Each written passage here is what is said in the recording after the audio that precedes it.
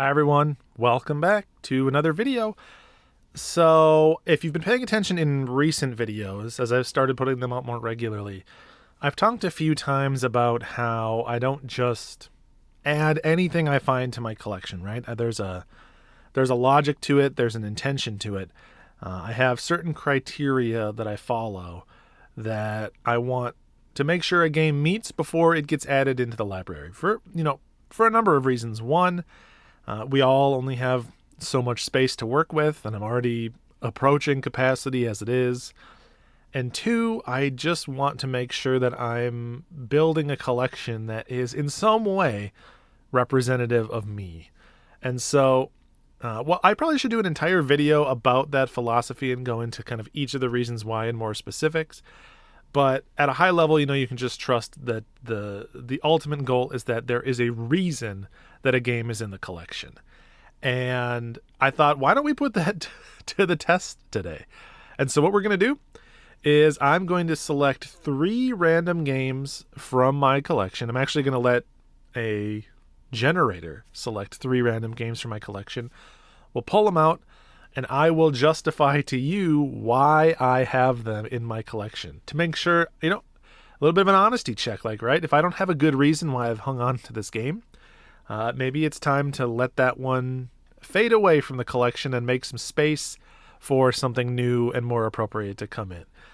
Or maybe the RNG will bless us with things that I have a really deep connection to, and we'll get some interesting stories out of it. It is impossible to say. And so for this, I'm going to use backlogre.com, and we are going to use the fortune cookie section of the game. So let me get that set up and I'll show you exactly what that looks like. All right, so here we are. We are on backlogre.com. I've talked about this website many times, but it is an incredible website. If you're not a part of it and its community, I highly recommend that you go check it out. But we're using a feature called Fortune Cookie, or rather Cookie of Fortune, which lets you select a random game from your library. Now, this has a lot of different utility, right? Like, the goal is broadly to help you choose what you want to play next. So, you can choose games that you have finished or not finished. But we're going to use it more for its random criteria in order to make sure that the things we're choosing are truly random. Before we get going, I'm just going to uncheck a handful of systems here. I'm basically unchecking all the digital-only systems. So things like Switch downloads, 3DS downloads, DSiWare, Virtual Console, Steam, things like that. We want to make sure that what we're looking at is physical games that I've chosen to add into the collection and on my shelves. I think digital is a little bit of a different conversation and not necessarily really what I'm getting at here with this video. So I'm gonna check all of the statuses so that normally it would filter to just the stuff I haven't finished yet, but since we want everything including what I've beaten, we're going to choose that. And then when we click this open that cookie button, we are going to get our first game to talk about. We got Secret of Mana on the PS4. All right, give me a second. I will grab it and we'll talk about it. Here we are, Secret of Mana on the PlayStation 4. So why do I own this game? And you can see this one is still sealed, actually.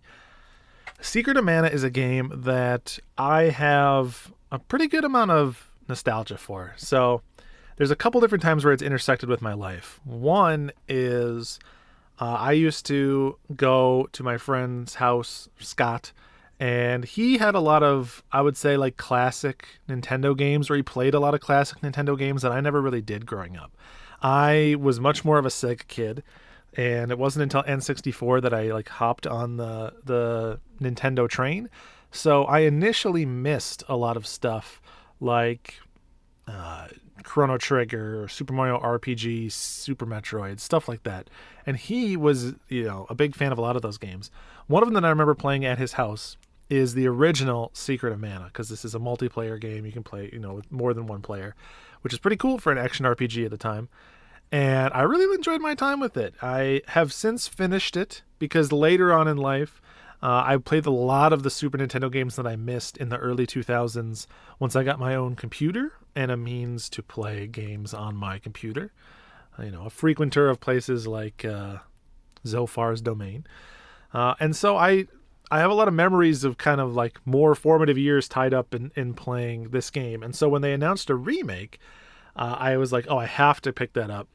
And it's one of those things where I've kind of just been saving it for the right time. Like when do I want to take that trip down memory lane, right?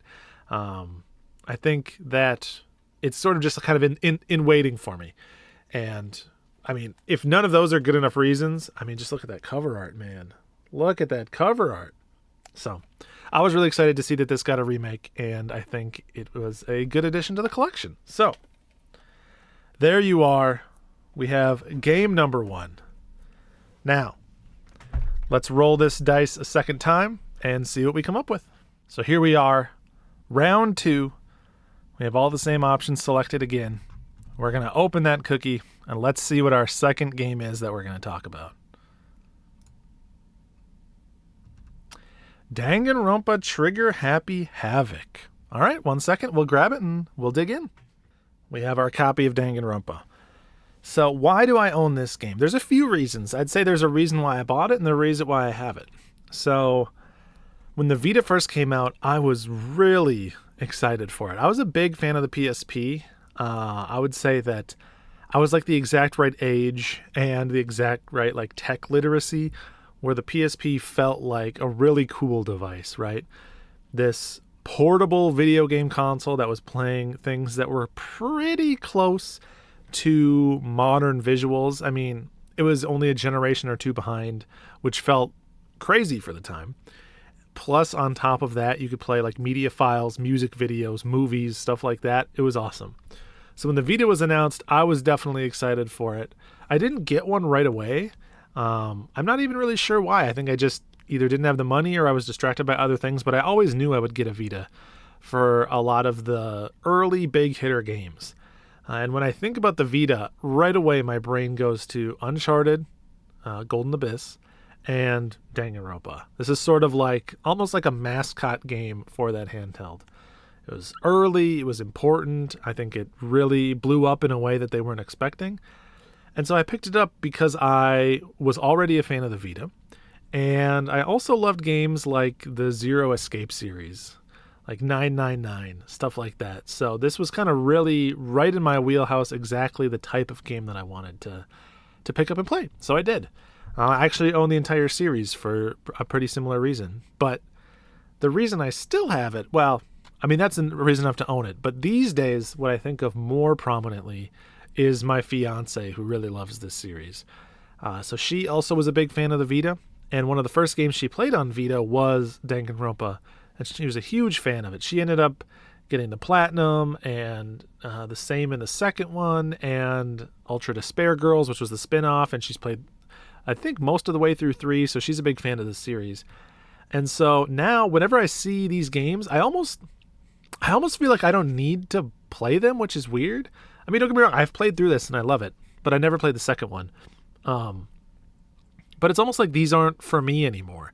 She's such a big fan of the series and she cares so much about them that I'm sort of just happy for her. That's not to say that I won't someday play them, but I really think of it as her series. There's a few series that are like that, actually. Bayonetta's another one.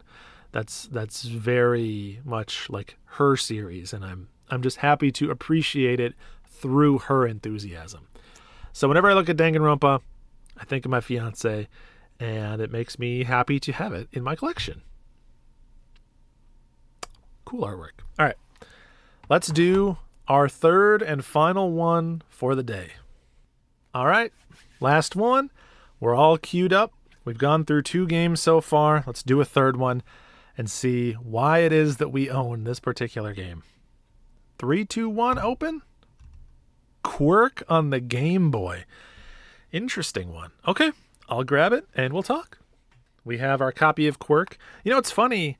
I just a couple weeks ago, I put out my least expensive games in the collection video, which was a lot of fun to do. I think it was really good. If you haven't seen that video, you should check it out. I'll leave a link. I'll put one of the cards in that'll link you over to that video to watch after this one. But Quirk got mentioned there, so 2 times in 2 weeks, Quirk is really having its moment. It's flash in the pan, few seconds of fame here. But Quirk is, for those who don't know, Quirk is like a block pushing puzzle game. And I have it for really, there's two reasons. Again, it's sort of like Danganronpa. There's the reason that I bought it, and then there's the reason that I still own it. The reason that I bought it is because I went through a phase of really liking these types of games. It was after I played, these aren't the exact same type of game, but I played Mole Mania, which is an incredible game. And I wanted more block pushing. And I happened to find a copy of Quirk, again, very cheap. I was surprised when it was like 20 or less to pick this copy up. And it's really in nice shape, very clean. And original Game Boy boxes like that just don't come cheap and clean. If you don't collect Game Boy, or if you aren't aware, the cardboard on a Game Boy game usually adds like exponential cost. So a game might be $50 loose, but in the box it's $900. Just 2-3 times the price, not even close. More like 20 times the price in a lot of instances. So when you find a really nice, good-looking Game Boy game for cheap, it is appealing. And it is a style and a genre that I, was increasingly into. I have a lot of affection for this going all the way back to stuff like Chips Challenge on like Windows 98 and games of that ilk. I remember we had like this shareware sampler that had like thousands of games on it. And one of the games that I used to play on it was like a block pushing game that used like knockoff Mario sprites. It was so weird. But the reason I still have it, or a second memory, depending on how you want to think about it, is that I streamed this game. And any game that I stream, I don't have to keep everything that I stream, but I do have an affection for things that I stream. It makes them a little bit more special to me. And so we played this one a bit on stream. It was not a great stream game, I would say, because when you're stuck in a block pusher, you're stuck. But it was still fun to hang out with everybody and enjoy this one, share the love.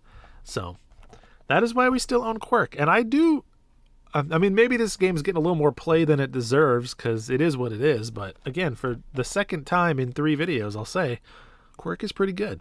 You should check it out. All right, so there's 3 games: Quirk, Danganronpa, and Secret of Mana, and why I own all 3 of them. I was a little nervous going in. I was like, oh no, what if I can't justify it? What if I don't know why I own these particular games? But thankfully, at least in our first round of this, we look good. We have a good justification.